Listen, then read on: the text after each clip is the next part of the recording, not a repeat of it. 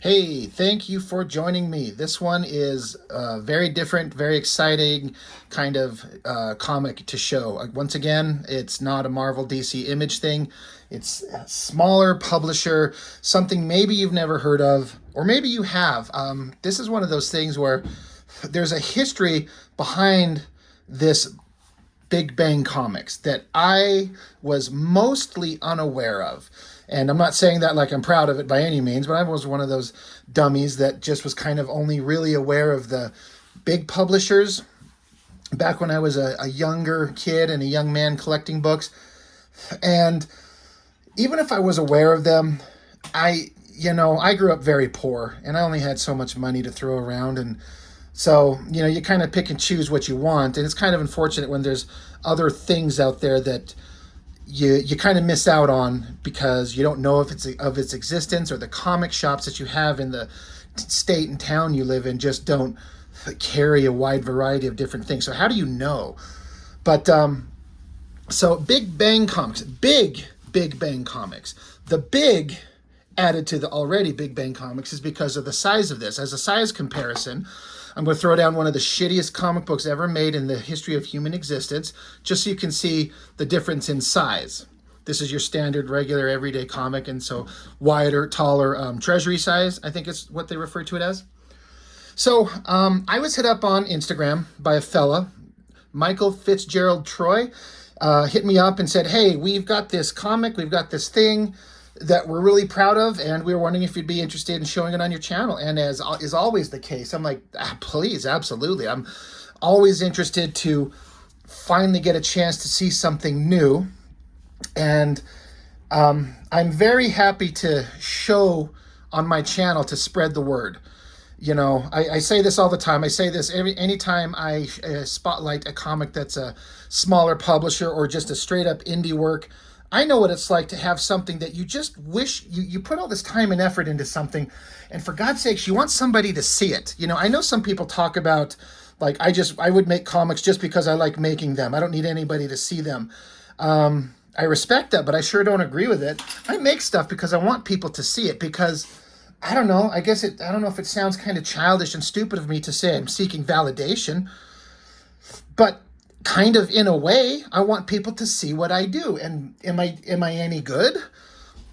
So I was always interested in having my stuff to have the opportunity to be seen by anybody. So as I have the opportunity to, now I have a YouTube channel. March 1st coming up will be 1 year that I've been doing this. And just in the last week, I crossed 2,000 subscribers, which I never, ever thought would happen. I thought I'd have 100 or 200 or something like that, and that's it. So I've got a little bit of an audience, and I'm happy to show stuff off. And sometimes I haven't been disappointed in anything I've got. And I like all the stuff I've gotten in varying degrees, but they're all awesome. And this one stands out very unique because, again, the size, but the history of it. Now, once I kind of got a rundown of the history, I realized that I had heard of some of this stuff, but only in like little tiny bits and pieces here that I didn't make all these connections on. So Michael Fitzgerald Troy, he sent me, once I got the book, he sent me a kind of a quick rundown of the history of it. And you know what? Instead of me trying to just regurgitate it, I'm going to read to you what he said to me, just as a basic rundown of the history. Says, Big Bang Comics started 40 years ago, one of the longest running independent comic companies. Their books are nostalgia-based homages to the Silver and Golden Age comics loved by co-founders Gary Carlson and Chris Ecker. Now, I've heard of Gary Carlson, absolutely. Chris Ecker, it doesn't ring a bell to me, but like I said, I grew up with very limited knowledge on anything independent related, so, that's to my loss. It continues. They started with a Megaton with edgier characters like Berserker, Vanguard, and Megaton publishing the early works of Eric Larson and Rob Liefeld, including Early Dragon and Youngblood. And Rob Liefeld has called Gary Carlson the grandfather of Image Comics for years. And I remember hearing that. So that's something that's kind of familiar to me. They have had varied stints at different publishers, including Image, and have been doing print on demand for years through Indie Planet. After interviewing Gary Carlson for my YouTube channel, I thought Big Bang deserved more. And as a cartoonist myself, I had the idea to put together this big tribute anthology by me, my friends, and some industry talent. Cosmic Lion Productions agreed to publish it, and here we are. And he says that they're all super proud of it, and they should be. So again, as I go through this, I just have to make sure I preface it with saying, I am not the guy with the historical knowledge on any of this stuff. This is all essentially new to me, but there is a big history behind it. When I first got this, I was actually doing a live stream. I want to say it was 1 or 2 weeks ago. I was doing a live stream with my friend Jessica, and we're just doing that kind of late at night, and my roommate comes home with a couple packages in the mail, and this was one of them. And I actually thought it was something different. I thought it was my copy of Ghost Agents that's coming out, the next issue of Ghost Agents from Rocco Jerome, and that whole crew there. I've done videos on the Ghost Agent books, and in the next one coming out, I've got a little short story. So I was like, oh my God, this is my book. Oh, no, it's not. It was this. I kind of like, oh shit, right. I forgot this thing was coming. But then I flipped through this live on the channel. I was like, holy shit, there's a lot of neat stuff in here. Like, I can't wait to get into this. And so I do apologize, Michael, for taking a minute to get to it. I try to spread out the indie stuff so I don't have several in a row. I do have at least 2 or 3 more to get to after this. So I try to do them in kind of the order that I got them. Doesn't always work out that way, but we're getting to it. And one of the things that was interesting to start, we all know the Cartoonist Kayfabe channel, and this cover is by Jim Rugg, because there's a section in the back where they go over, each creative gets a page, like a full page kind of breakdown of who they are and what they've done. And so this is by Jim Rugg from Cartoonist Kayfabe, and looking at it, it's like all these characters are made into like trading cards, and each done in kind of a different art style, which is something Jim Rugg is really good at, and he's like a master at design. That's one of the things he's really good at, how to lay things out and make it look interesting. Love it. I just keep looking, like, I love this face with like the hard lighting, kind of like a Jack Kirby looking kind of character. Just really interesting. And it's got that old school comics, like they were saying before, that homage to what Golden and Silver Age books. So very interesting cover. I like it a lot. Flipping it open, look at the breakdown. So many different talents listed. Some are repeats because different people do different things multiple times. But you got here Cosmic Lion Productions, Big Bang Comics, and MFT Productions. That's Michael Fitzgerald Troy, editor, designer, art director. Eli Schwab, Cosmic Lion Productions. And then Gary Carlson and Chris Ecker, Big Bang Comics co-founders and publishers. A lot of people involved. So there's so much content in here. I can't really go through and like a page by page breakdown of every story, because I want you to go out and buy the damn thing. I'm going to have a link to their social medias and places to look them up, but go seek them out. If this looks interesting to you, go support them and go pick up a copy. It's really interesting. I love these giant treasury sized books. And there's a lot of things, like I said, in here that I'm like, this is the first time I'm seeing it. So when I immediately saw this, I'm like, I'm not dumb. This is totally supposed to be Frank Miller, right? And I see Spook. So I'm like, so Frank Miller is absolutely a devotee and in love with Will Eisner and the Spirit. So I'm like, is that like an homage to Spirit, but it's Frank Miller in kind of a similar kind of suit kind of thing? Just purely conjecture on my part the first time I saw this. So and immediately I was like, all right, that's interesting. The Spook instead of the Spirit. So interesting story, interesting artwork. It totally looks like kind of modern day old man Frank Miller. I don't know much about this Spook. Is this a newer concept? Is this something that's existed? Again, I don't know. I just found it interesting. Another story by Michael Fitzgerald Troy, art by Casey Bouchard, if I say that correctly. Empathy for El Diablo. Meanwhile, somewhere in the Nevada desert, El Diablo confronts an unwelcome visitor. And he's like, Dios mío, what in God's name are you doing here?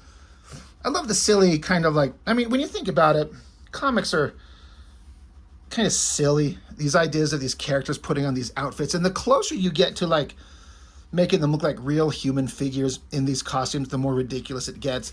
So that's why I think exaggeration in comic design and art and figure drawing works best in comics if you're trying to not have it come across as really ridiculous. And none of that has anything to do with this. I'm just looking at this mask and everything.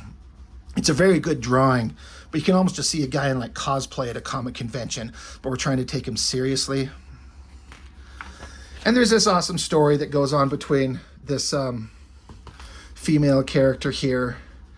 And I've read the whole thing. Again, I'm sitting there like, do I want to tell the whole story on everything? But I want people to like look at the artwork, but I want you to be interested, so you go out and buy it. Go pick up a copy. I remember as I read it, it was very interesting. It was kind of funny and very interesting how they get into this machine here and they get sucked into this vortex. This is a really interesting drawing, having this like distortion vortex as they get sucked down into it. That's really cool. I think that looked really neat. So it's well drawn.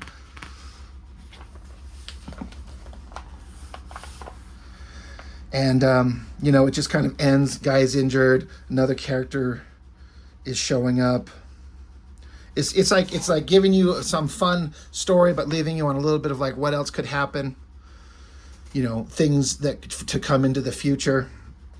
And then what they do is what I like, especially because I'm an artist. You know, I like to write my own stories. I like to draw my own stuff. I like to, you know, I like sequential storytelling, but I love art. And I love the idea of having this big, thick book, which there's a lot of pages in it, if you can see here. But they'll throw in like pinups, just somebody, whatever the reason was for them to take and draw, whatever character, whatever direction was given, just show us something different. And I remember seeing this and going, it's so weird. It's kind of off-putting, but I mean that in every way that's good. It's not like standard stereotypical hot woman sexy drawing. It's kind of weird, kind of Statue of Liberty-ish with the like the American flag symbolism and the crown. The skin tone has like a concrete kind of look. I don't know who this is or what it's supposed to be, but it's visually eye-catching. It stops me in my tracks and I go, that is odd. And I mean that in every way. That's awesome. You want art to be evocative. You don't want to see something and just be like, yeah, anyway, keep going. You stop and you go, wow, what is that? That is something. This one, I've never been a fan overwhelmingly of like silly, funny, cartoony stuff. I tend to like more serious comics and storytelling. That being said, done right, some stuff like this could be so funny and so entertaining. And I found this one, in a way, this is the story that stuck out in my mind the most. Dr. Weird, created by Howard Keltner. Story and art by Carrie Callan.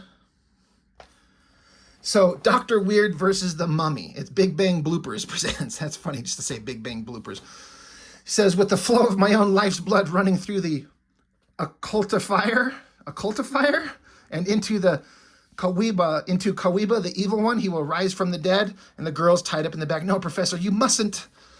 And then in the background, hold, I sense the use of a forbidden relic. Cease this transgression immediately. So the scientist has got this device hooked up to a mummy. But the scientist is like, too late, he's alive, and my blood puts him under my control. Kill Dr. Weird. So, Dr. Weird? I mean, it's interesting, it's funny. So the mummy starts hopping out. Hop, hop, hop, hop. And Dr. Weird is like, you numbskull, you need a mummy with its arms and legs wrapped separately. Also, it appears you didn't cast a fortification spell. His body's over 4,000 years old, idiot. So Dr. Weird picks up a mop and just boop, pushes him over. He hits the ground, poof, turns to dust. It's like, this should solve everything. So scientist guy is like, no, the revival spell cost me 10 years off my life. And she says, you didn't even tie me up very well, as she's gotten away.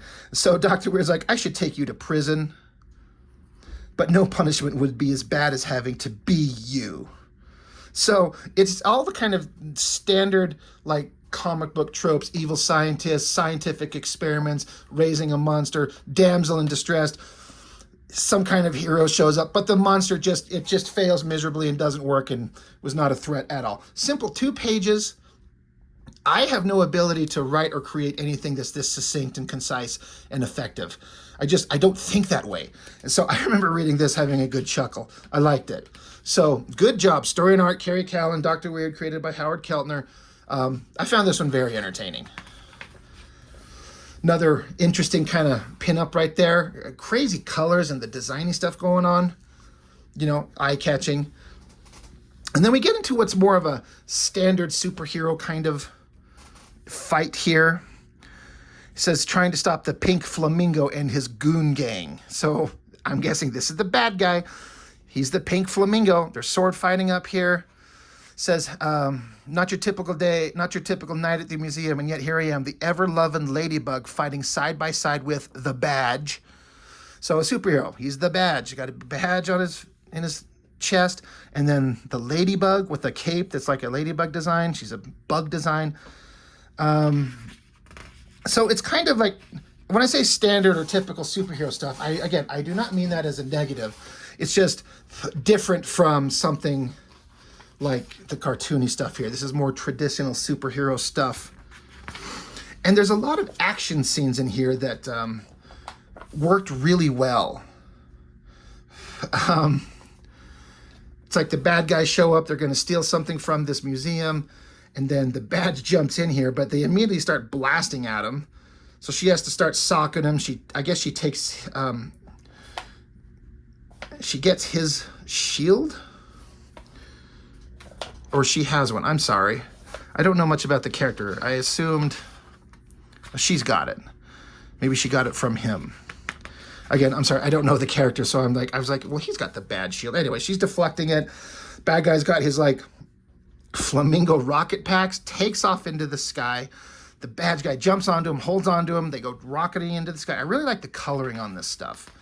Whoever does the coloring, I want to give props to. I mean, it all looks good. I especially liked these high-angle shots and these long, skinny panels for the storytelling. Very fast and, like, disorienting and energetic, especially this one. It works really well. Bad guy gets away. But, you know, it's fun, and it's really exciting. Let's see, who did this? The Badge and Ladybug, story and art, Evan Queering, colors by Diego Vasquez. So there you go. Now, the Night Watchman, this is a character that I'd heard about just through random readings in, I don't know, pamphlets or press releases or maybe Wizards somewhere, and I never understood it because I'm like, anytime you see a superhero that has the word night in it, I'm like, was it supposed to be the Dark Knight? It's supposed to be like Batman. It's a guy in a city in a dark outfit. And then Watchmen. I had never read Watchmen when I very first heard about this, but I was aware of a comic book called the Watchmen. So I'm like, the Night Watchman? Like, I didn't get it as a dumb kid. So I didn't understand what it was supposed to be. But, you know, here we go with the awesome story. The Night Watchman masks. I've been called many things. Midway mob buster, purple paladin, crime-fighting cavalier, Twilight Templar, Midway's masked manhunter. We all wear a mask. We pretend to be someone we are not. We pretend not to be someone we are. Some of us wear so many masks, it's hard to tell the real from the made-up. So I like that. And the story kind of continues on into here. Fun character designs. I like that last shot right there of the guy jumping. Really well done. The legendary Spook is still an enigma. He's been a mysterious force from around the time I was old enough to read about him in the comic books based on his adventures. He has become a mentor for me in my life's work. So there's that, again, that Frank Miller Spirit homage. It looks like a cover or a pinup right here. Nicely done. Megaton Man versus Megaton. By Don Simpson. Now, this is a drawing from 1985. Again, that's another character I'd seen. I think I was very first introduced to this character in Savage Dragon somehow, some way. I don't know anything about him. I'm aware of him. Megaton Man, Don Simpson, I'm aware of him. Again, I don't know much about him. I can't really speak on it, but I'm aware of that long history of that character by Don Simpson. I mean, drawing in 85, so I mean, I was 8 years old when this was made.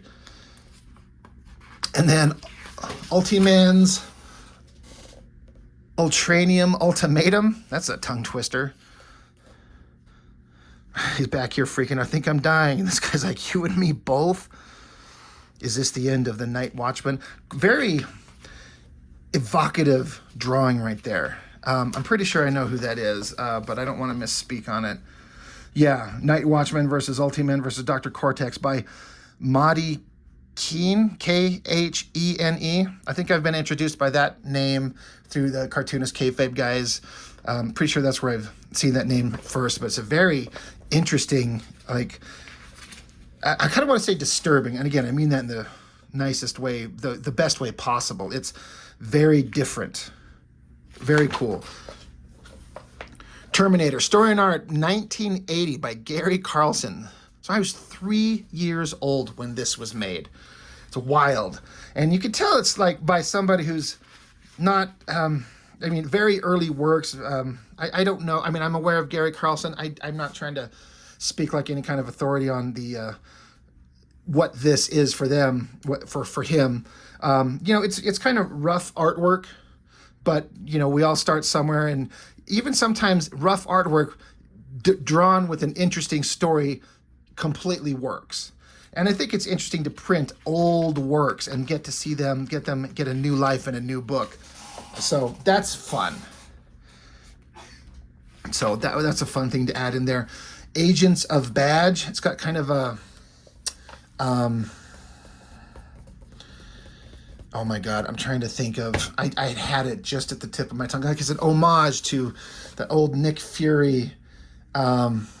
Oh my God, you know who I'm trying to think of, the artist, the prolific guy that had very different style. I'll know it. It says in the back here. I'm sorry, my brain's not going to think of it. I remember flipping through this and going, I don't remember that name, and I had it, and then I just lost it. I like it. It's a very rough drawing, but like the psychedelic 60s kind of vibe going on there. Very interesting. And then this is another weird, again, weird but interesting, by Michael Fitzgerald Troy, story and script. Milo Trent, story art and titles. Casey Bouchard, and again, I hope I'm saying your name right, letters. The Banana Conspiracies, and it's got a monkey. So, really good background, like a landscape shot. Works really well. I think the coloring works really well. And this is just this whole breakdown. Look at all these panels of all these very different weird concepts going on. The apes behind the mask, Ape Brigade, the robot ape. It's so weird and so interesting. That is, I'm looking at all these things. Venus in Ugly. And I see this reflection of this monstrous looking creature that's seeing like a reflection of themselves. Very interesting stuff. I think it looks great. Another pinup. Looks like it's by Michael Troy. I love the kind of dot patterns in it. Looks like an old school kind of printing process, but very modern coloring with all the glowing lights around it. Again, I don't know if that's a character that I'm supposed to know. Thunder Girl. Not sure who that is, but I like it. Invasion from Pluto by blah blah. Invasion from Planet Pluto by Sam J. Royale. Anytime you show me these like old school cliche flying saucers with just like a generic saucer with a little bubble on top, kind of like Mars Attacks almost, I'm interested, kind of like fascinated, and like, what is this going to be? Because that old silly flying saucer concept just is, it's kind of silly, but it always gets my attention. It stops me and go, all right, what's going on? So fun little story here, flying around on this like a bug spaceship kind of thing. It's funny, he rides it like a surfboard. It's almost like a Green Goblin kind of thing. I like the coloring in the background. That's really cool. So if Sam J. Royale did everything, your coloring, man, these wild backgrounds, I love it. Looks really neat. It's another very energetic, very evocative drawing. Bill McAvoy. Again, it's a very rough, sketchy kind of thing, but it's clear, and the energy and the emotions right there. You feel it. And I'm digging it. Megaton and Ultra Girl on Patrol. Story by Michael Fitzgerald Troy. Everything else by Messimo. I'm sorry if I'm butchering the names. I don't mean to. Fun kind of classic superhero stuff. I like the coloring. I got to give it to these guys. Watercolory. I'm wondering if this is digital or if it's hand painted on top of some originals. I'd be very interested to know how this coloring was done. Very cool. I know digital has advanced so much. Like, if you know what you're doing and how to make it work, you can do some digital work that's almost indistinguishable from like hand painted stuff. But look at the great storytelling, the great cartooning. All works really well. This giant moon. Really good. I like the shot of him singing into the microphone. This Art Nouveau kind of style and this drawing in the backgrounds here. That stuff that's difficult. I like these. These are awesome. This stops you in your fucking tracks. You got a guy, like you flip the page, you guys got a guy screaming at you, pointing a finger at you. They also show these pages in the back in black and white. And this is Barry Tan. Now, I've seen his work, I believe, on some of the Ghost Agent stuff. I think these look great, but the black and white that they show in the back with all these kind of tones with the splatter ink and I'm guessing dry brush effect. I'm guessing. I don't know if this is digital or not. I'm sorry, I don't know. But because I draw and I only do black and white, so my eye tends to gravitate towards looking at the black and white stuff. And these look fantastic. Good God, do they stop you in your tracks. But the black and whites, I wish they were printed in the black and whites at full size like this. In the back, we'll see they're a little bit tinier. But man, do they look fantastic. So that's funny. Night Watchman will tell you nice, but he ain't here. So listen and listen good. Either you back our Kickstarter campaign or I'll come looking for you. And that could get real ugly. So this says, Megaton says, don't ask, just pledge. Fantastic. I love it. Another awesome kind of interesting colored, like there's no black lines like in this drawing over here. It's just like the color design. Very cool. Another evocative one by that I'm so sorry. Again, guys, I'm butchering your names. McAvoy. Really cool pose. These ones. Ultiman and Night Watchman pinup, Todd Blackwood, and then Sheena. This is the name of a guy I've never heard of, but when I was flipping through this the first time, I was like, holy shit, these look good. I love the soft colors, almost pastels. I don't know color, I don't know paint theory, color theory, anything like that, so I'm sorry if I get it wrong. But the proportions on him, the thick ass legs and arms, the big giant boots, and I look at his face and I almost see like a Adam West kind of face in it. I love it. These look just really fantastic. The drawings, the coloring, and this one too. The logo's a little bit hard to decipher, not completely. It almost looks like it's blurry, but that might be kind of the effect they're going for. But this drawing, that gun, the face, this weird designing thing coming off the back of her, everything about that just looks fantastic. This double page spread here is just absolutely beautiful. I mean, art prints of these would be, I would be happy to have these hanging up in my art room here. I love that gun. For me, designing tech like this is difficult.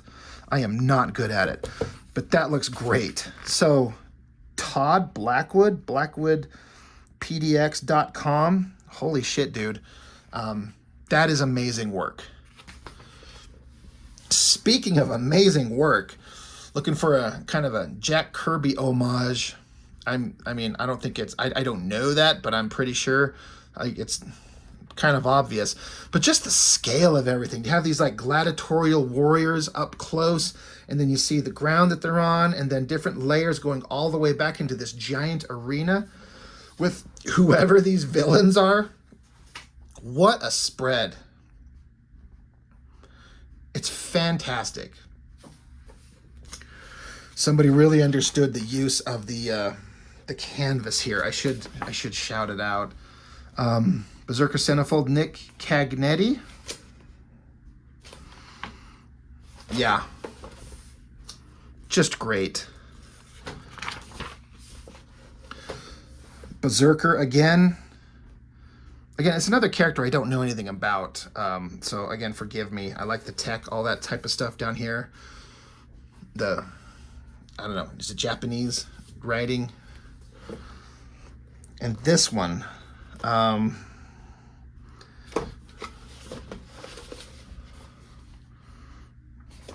yeah, Dr. Weird, duh, by Barry Tan. So it's the same guy, Barry Tan, doing this and this.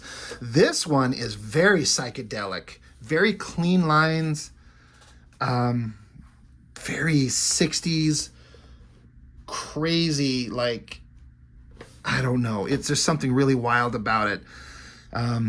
If somebody were to say, hey, do an homage to this kind of thing, I would not even know where to start. That is not anything that is in my skill sets, if I have any. That looks fantastic. Teen Rex, King for a Day. Another fun story. Kind of a very big, strong emphasis on different colors. It almost looks like a Tom Scioli kind of thing when I look at this from the Cartoonist Kayfabe guys. I kind of see some of that in here. This is story and art, Brian Payne, colors, Michael Troy. So there you go.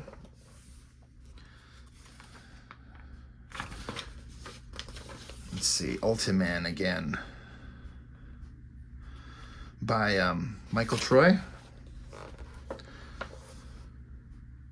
On both of them? I'm sorry, I'm going back and forth.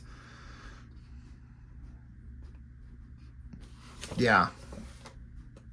Crazy lettering, interesting design, and then just the whole coloring drawing on that thing there. Very wild. These kind of blocky shaped backgrounds. Like it's like kind of like a shot out of like an old school kind of cartoon. I like that.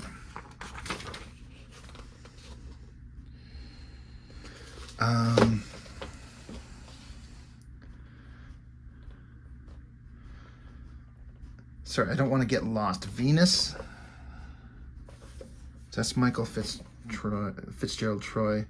Olivia and the Big Bang Gang. Anthony Andor Jr. on this one. That's a lot of figures to throw into a drawing. That is a complicated thing to do. I really like that center figure and kind of the scratchy pencil kind of approach to that. Very interesting. Again, that wild, like, Mr. Troy, you got a very broad skill set. The coloring and your design is shockingly interesting. Just stuff I would never think of. Again, I like these kind of covers that are old school homages to old comics. Introducing the paper cut. I mean, who would come up with something like this? Story and script by Michael Troy. Story and art by Paul Sorio. Lettered by Eli Schwab. So that's a good team right there. I remember thinking, I know this is a dumb thing, but I like these panels out here, but this picture of this guy holding the hot dog, I don't know, I like it. It's gestural, it works, it feels natural. It's really well done. So props to the artist. I always want to make sure I shout that out. You know, art by Paul Sorio. That's really good. I mean, they're all good, don't get me wrong. I like the look on her face here. That shot of his face is really cool. Speed shot. Doing Speedster stuff has always got to be tricky. Look at this one again by the McAvoy. Several pinups by him in this. Running against it, speeding, like racing a cheetah. The cheetah even looks kind of worried that this guy is like out racing him.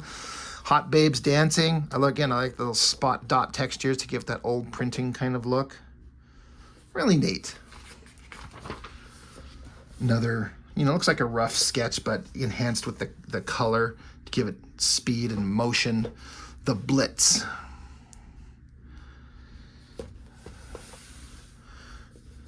That's fun. The basic quick step is as follows. 1, begin with the closed position. So it gives these steps how to do these moves. There's nothing in the world I'd rather do than dance.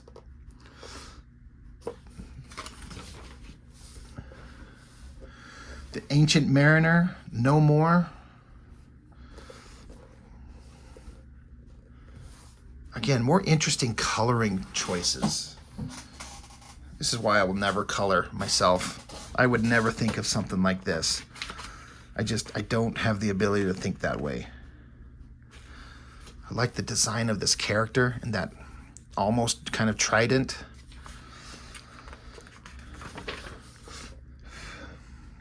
Another cartoony Whiz Kids Go in A Mite Peckish by,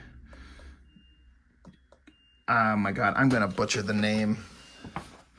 And so I feel really bad about that. I don't want to. Jeaux, Joe Janowski, and Gene Green, art by Joe Janowski. Fun, kind of like a Sunday newspaper comic strip going on here. I like that. I like where there's like a maze. You can track your way through it. This really cartoony, fun stuff. It's like built for a cartoon right here, right? The Atomic Sub versus the Flaming Mermaid.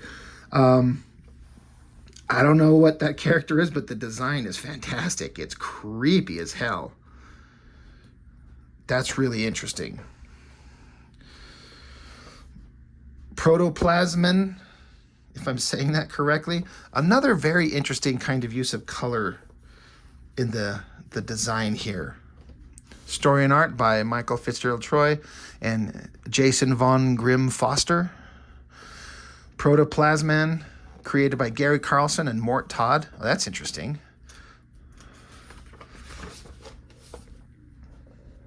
I love these sound effects with the lettering, the coloring.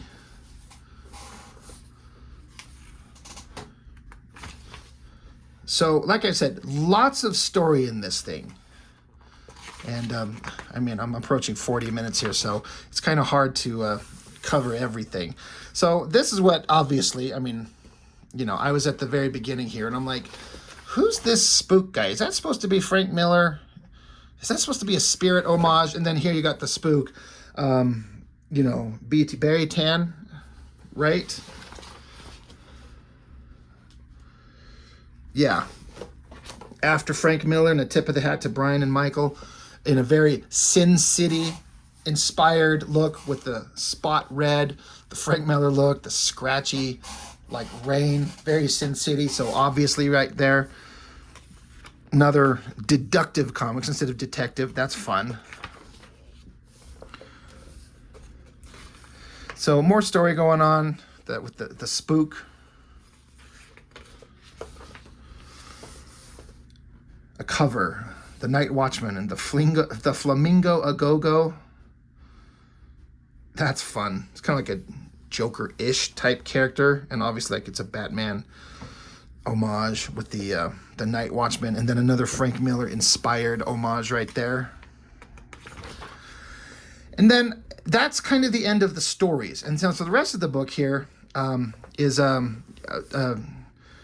some text from Michael Troy from November of 2023. So again, very recently, talking about what this is and why they made it and who they got involved, and, you know, hooking up with Gary Carlson and wanting to, like, hey, let's do a thing. Let's crowdfund this. Let's get these people together. Let's put some spotlight on this work that deserves a spotlight. And I think it's great because, again, I would not know most of this stuff. So it's fun to have a book put together that gets to spotlight stuff that's been around for a long time, show old work, bring a new vibe to it. So Michael Troy, if you're kind of the one who spearheaded this whole thing, good work, man. Like, holy crap. To put this together, to coordinate all these artists, letterers, colorists, get the work in, design it, put it together, hit up Jim Rugg to get him to do a cover. Jim Rugg was a no-brainer for the cover. We are so lucky he said yes, and he made an awesome suggestion of turning his cover into trading cards to help support the campaign. That and the special treasury format combined perfectly to embody the fun and nostalgia of Big Bang Comics. And then I like this part at the end because I think I said at the beginning, everyone who's involved gets at least one full page spread of spotlight on who this person is and what they did. Now, Jim Rugg is kind of a big name. So you see, it says here like Michael suggested, kind of like an Arthur Adams homage. I originally suggested doing an Art Adams style group shot with a plain white background. I was hoping to get as many characters as possible and thought the lack of background would soften the blow of a lot of work. While Jim did an initial sketch of my suggestion, he was more interested in doing something completely original. So that was like his rough sketch there, and then like, I guess a rough put together of the concept of the cards, which did eventually become what the cover is. I think both would have worked, but that's kind of a really interesting way to go. Jim Rugg knows what he's doing as far as design sense. He's got a wealth of knowledge. Him and Piskor, they like them or hate them or indifferent about them. They know massive amounts of knowledge on comics, far exceeding most people, in my opinion. I just listened to their channel for years, and I'm like, they know shit I've never even thought about. Never even occurred to me. So it's a good idea to listen to them. Kerry Callan did the Dr. Weird versus the Mummy. So there's some sketches for a cover, which I think we get on the inside back right here, which is really, it's really nice cover. I really like that. Nick Caganetti with that big Kirby-inspired centerpiece. It says here that they originally wanted Eric Larson, and so Eric had a hand in the early days of Big Bang and Berserker in particular, having done a pinup as well as designing the iconic logo. So I thought it would be fun to have him involved. Eric is known for his action-packed two-page spreads, and that's what I wanted. Eric had to pass for various reasons, and luckily Nick Caganetti swooped in to save the day. I had recently become a fan of Nick's Pink Lemonade, and I had the opportunity to interview him. I knew Nick would kill it, and he really exceeded my expectations. Every time Nick sent an update on the progress of the piece, I got more and more excited.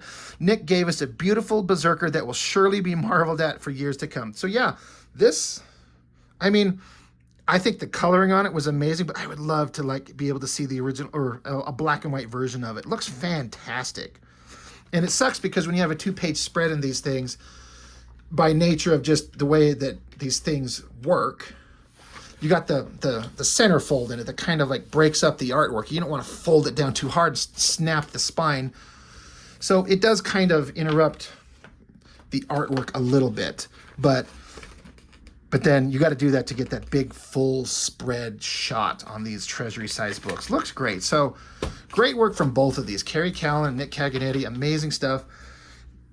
Again, if I'm saying the name, Marty Keen, I'm sorry if I, am butchering that.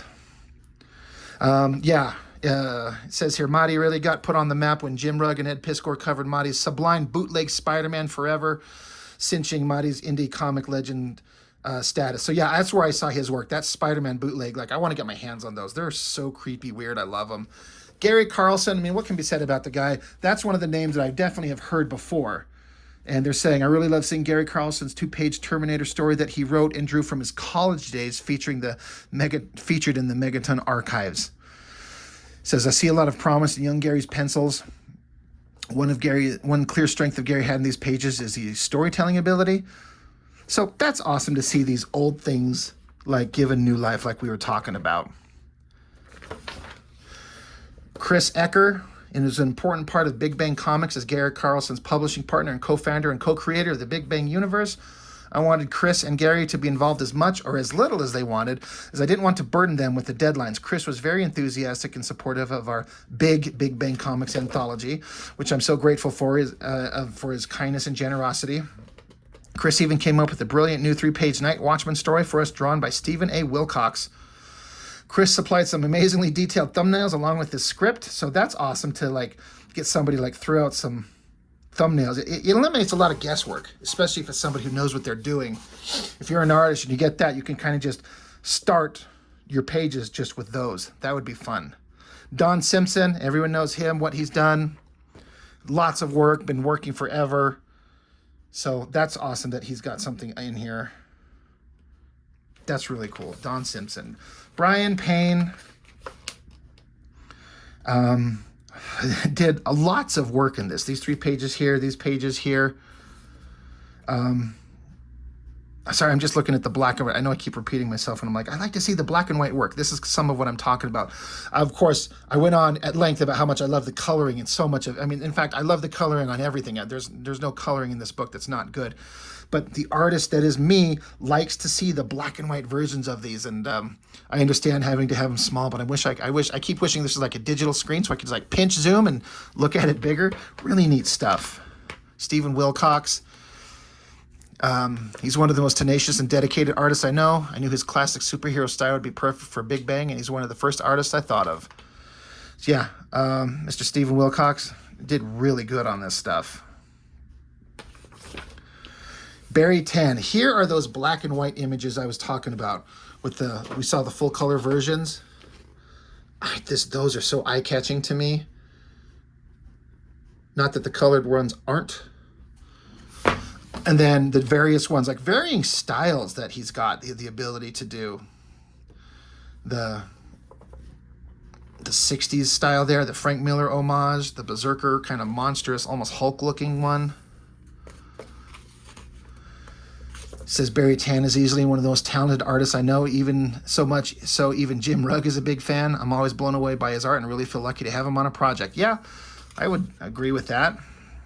Sam J. Royale, which did these awesome like alien invasion story in the book that we saw there.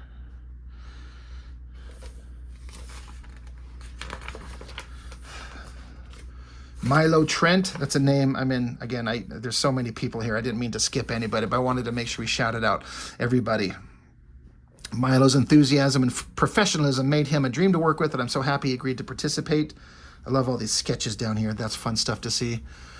Evan Queering says, I've known Evan for quite a while now, and I've been a fan of his art the whole time. Based on the work I've seen in Evan's self-published Murder City Devil, I knew this classic superhero style would be perfect for the Big Bang Comics aesthetic.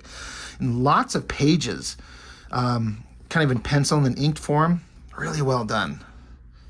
Again, I'm just assuming digital work. Mike Madrid. Now this is something we haven't seen yet. It's coming up here. Like I'm not crazy. Right? Or did I miss it?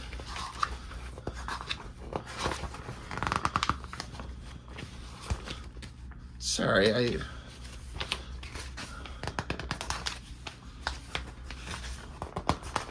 Okay, no, it's coming up. Jeez, sorry. When I was a little boy, I was obsessed with paper doll books. I've always loved the art, and in retrospect, think that they were good. They were possibly, if not a gateway to at least a good companion book for comic books. So there's something that we'll see here in a little bit, in a couple pages, but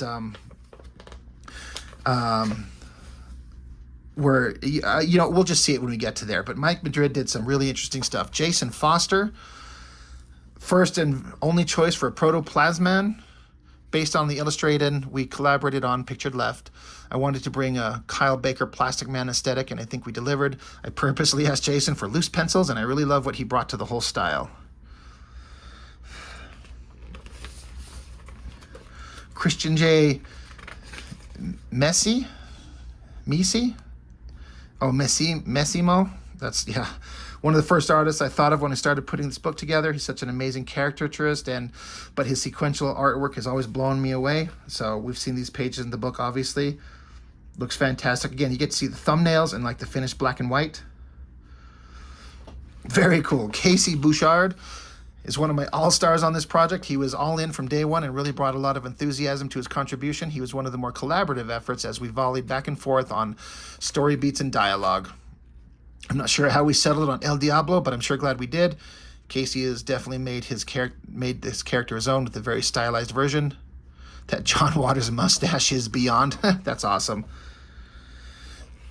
Yeah, really well drawn section of the story. Again, Joe I think Joe Janowski kind of came late to the party. I was a big fan of his artwork. I was a little on the fence about asking him to contribute.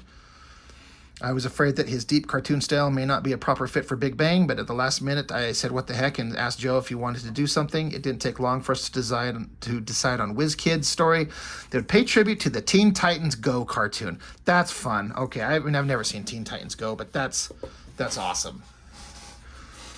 Paul Sorio, Soeiro. So again, I hope I'm saying that correctly. Paul is an animator and storyboard artist, and it really shows in his amazingly fluid Blitz story. I think he captured the look and energy and speed with perfection. So yeah, that makes sense here. He's an animator and storyboard artist. That looks really good.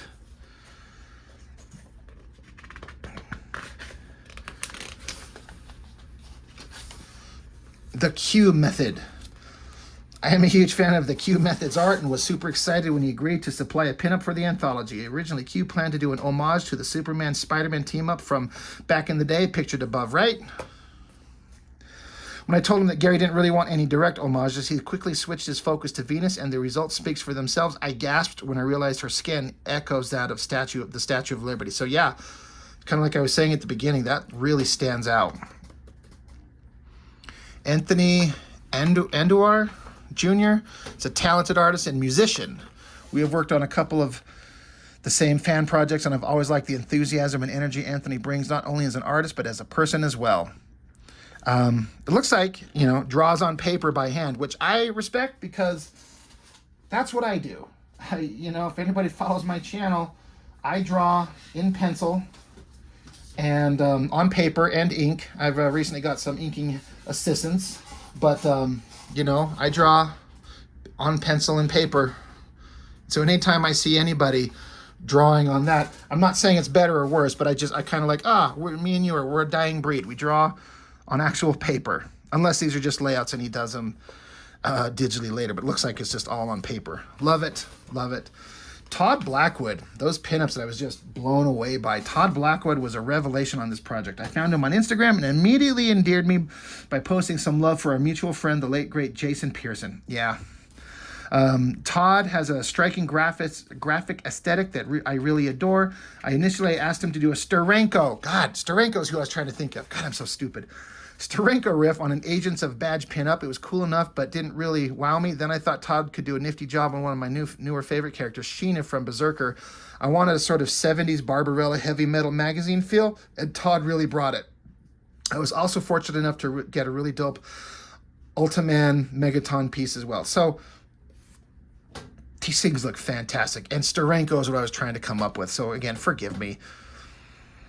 Jason Quiones.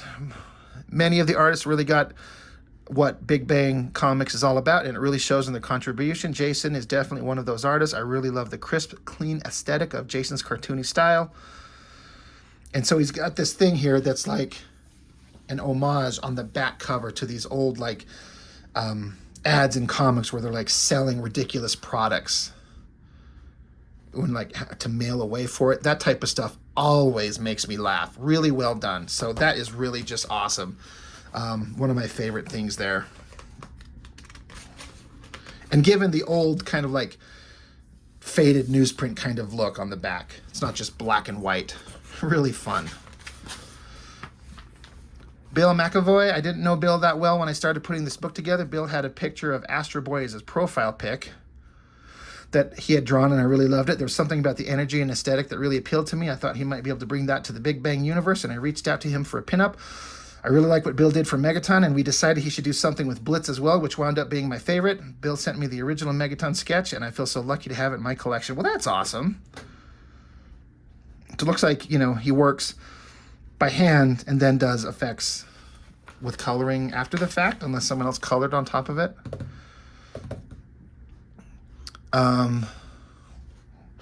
Yeah, and then here, this one, Tony McMillan. He's an amazing cartoonist, multi-talented creator, has a lot of great comics that he's been publishing for the past few years. With a little arm twisting, I lured Tony in by suggesting he do a Steranko Agents of S.H.I.E.L.D. kind of riff for Agents of Badge pinup, and he really went for it. And I love all these rough, sketchy things going on here. Those look really cool. But yeah, the Steranko vibe, that's the thing I was trying to come up with. And Michael Troy. My lifelong love affair with comics has always been about the art. I wanted nothing more in life than to draw comics, and I suppose I've done that in one way or another throughout my life. The Big Bang Comics Anthology is my pop art extravaganza tribute to the superhero comic art that taught me how to draw. John Byrne, George Perez, Art Adams, Bill Sienkiewicz, Paul Smith, and many more. Since much of the Big Bang publishing history is in black and white, I really wanted to bring the noise with the bright traditional superhero colors. By coloring a lot of the book, I think I was able to create a little cohesiveness with the overall aesthetic. I had so many ideas for fun takes on all the classic Big Bang characters. I need 10 volumes to use them all. I understand that. It's like you get so many ideas, you're like, there's not enough space to do everything I want to do. Another pinup from Michael there. And here's the paper doll thing that I was kind of showing at a few pages ago. We got the figure, but then there's all these different outfits. Like the idea is like, I don't know if you're supposed to cut them out, not really, but then you could put these outfits on top of it and see this character in different designs of different outfits. The effort involved in doing something like this and drawing these is, I think, significant. You got to have a lot of patience to do it, but if you nail it, man, it looks good. So I think it looks fantastic. And there's a little story here at the end. Juraxia's son? Am I saying that right? The Secret Diary of Moray Talbot. So, you can never go wrong with monkeys, right? And dinosaurs.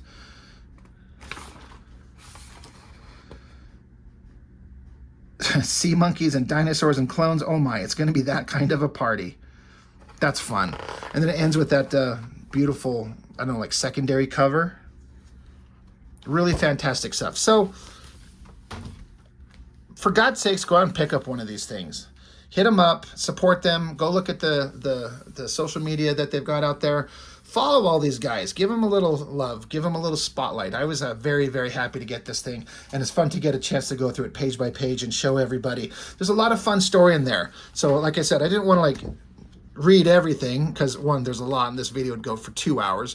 Go pick up the book. Support an indie creator. Support this anthology. A lot of work and a lot of love went into it. And you could just tell that, you know, putting these things together is quite a time-intensive effort that deserves to be shared as much as possible. So give them a look and pick up a copy, for God's sakes. They're amazing. They're really cool. You can't possibly be disappointed when you get something like this in the mail. Sorry, I'm reading this little thing down here. It's just a little asterisk. These radioactive sea monkeys excrete pure poison. Do you need this crap? They're just brine shrimp. It's shit like that. There's so much in here. I've already gone through this a couple times, but then you keep finding new things. Anyway, that's all I've got for now. Thank you for watching. I appreciate it. Go follow these guys. Go look them up. Go buy a copy of their book, please. I don't think you'll be disappointed. So that's all I've got for now. Thank you for watching. See you on the next one.